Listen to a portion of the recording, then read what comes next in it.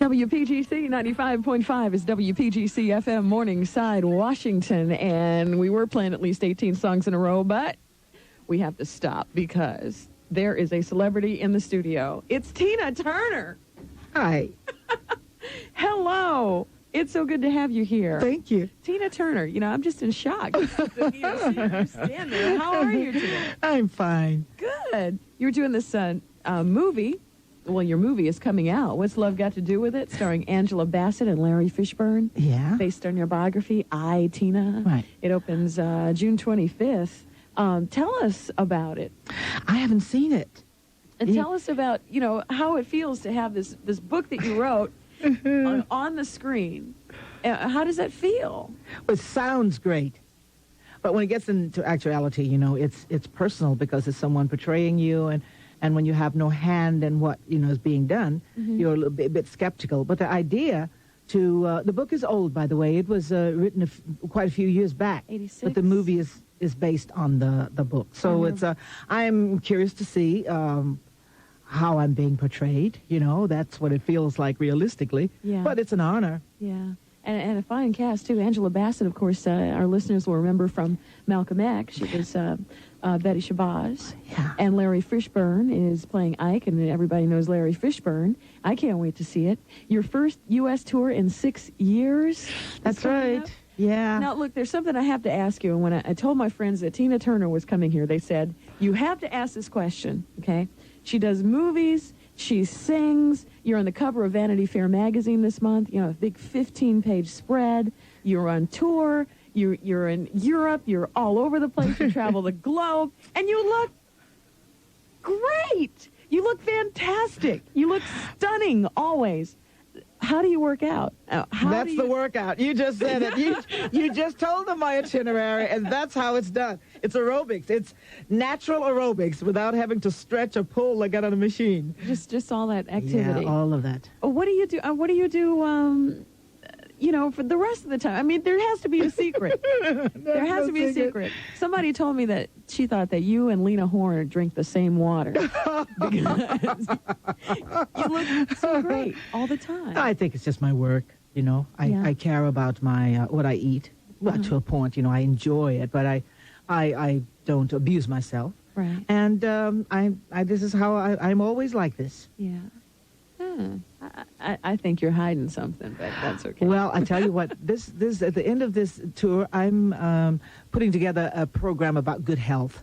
So then whatever you might think I'm hiding, then it'll be all in this program, however I decide to announce it. Oh, great. All right. I can't wait. I'll get one. All right.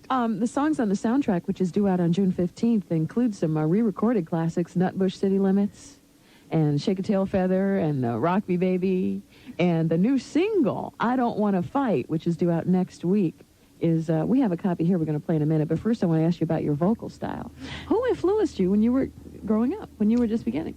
There was no actual influence. I've been singing all my life. I was one of those little girls singing in the church choir, a lot of great singers in those Baptist church choirs. And no one in my family was actually a singer. I was the only one. But when I started to sing professionally, I was amongst people like Sam Cooke and Ray Charles and all of the Motown crowd, so to speak. So, you know, that was how it was in those times. But influence, I would just have to say basically Ray Charles and most of the guys. Yeah, my mother used to play a lot of Ray Charles. Yeah. It's your style. It's so unique. You don't sound like anybody else, and nobody else sounds like you, which is, you know, it's hard to come by these days. There are a lot of people sounding alike. Yeah. I noticed on the radio sometimes there's a lot of people. At first it was people sounding like Madonna. Now people are sounding like Janet, and so it's it's just a period though. It all just passes a phase, I think. Cyclical. Yeah. Okay, well, let's take a listen to the first single. All right. I Don't Want to Fight. Anything special you want to tell us about this song? It was written by Lulu. Actually, it came to me via Sade, and. The song is perfect for the movie I Don't Want to Fight. The story, it seems as if it should have been written back, some 20 years ago for, during the time of the divorce. But it's also a great song. It's a really good single. The words are just super. And I'm happy to have it. I really am. Okay, let's give it a listen. I Don't Want to Fight. We're talking with Tina Turner. This is the first single from the movie. That's the theme. The theme song. This song's the theme song for the movie, yeah. Okay, let's check it out. WPGC 95.5.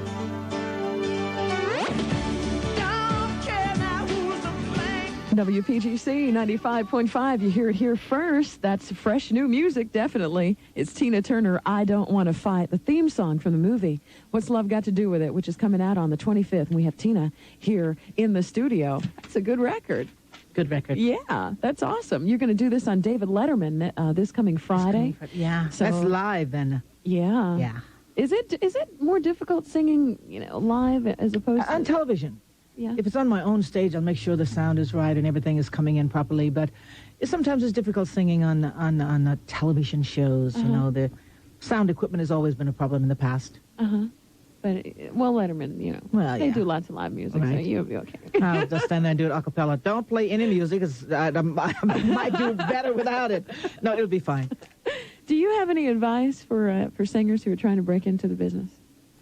It's tough today. You have to have a lot of willpower and a lot of endurance and determination, really, to, when the odds are against you, so to speak. You just have to work hard personally, emotionally, and getting through a lot, because there's so much to deal with. You can't think of being competitive or anything. You just have to do what you do and get somebody to help you do it, really. And keep trying for what you want.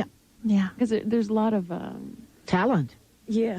Yeah. That's what the problem is here. There's tons. There's so much talent in America. Yeah, it's a lot out there. I have a couple of questions about men I have to ask you about, because... Men? What? A couple of men that you've worked with in the past. One of them is Mel Gibson. What do you want to know about Mel? Well, what's he like? Oh, well, he's got nice blue eyes, doesn't he? Mel's a wonderful guy. He seems like a really nice person. He is. It was fun. We had a lot of fun, offset, I think, in talking. He's very boy-like, sort of felt like I was back in high school when I was there with him. He's a wonderful guy. Okay, and the other one is Mick Jagger. Well, that's a naughty boy. That's a different kind of boy. What you get is what you see. He is a bad boy. He's a bad boy. Okay, is there anything that you haven't done that you would like to do? Well, I would almost have to say not. But acting is still on the list,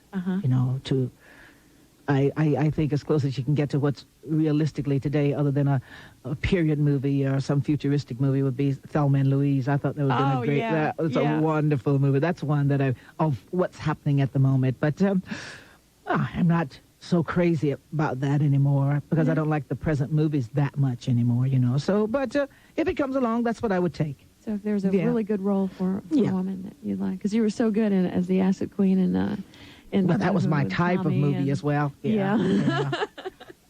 And in Mad Max, too. Okay, there's another question. A friend of mine, Jeannie, called in, and she wants to know if your legs are really insured. No, of course not. No, but they're gorgeous. Everybody wants legs like you have. I think Marlene took that to the grave with her.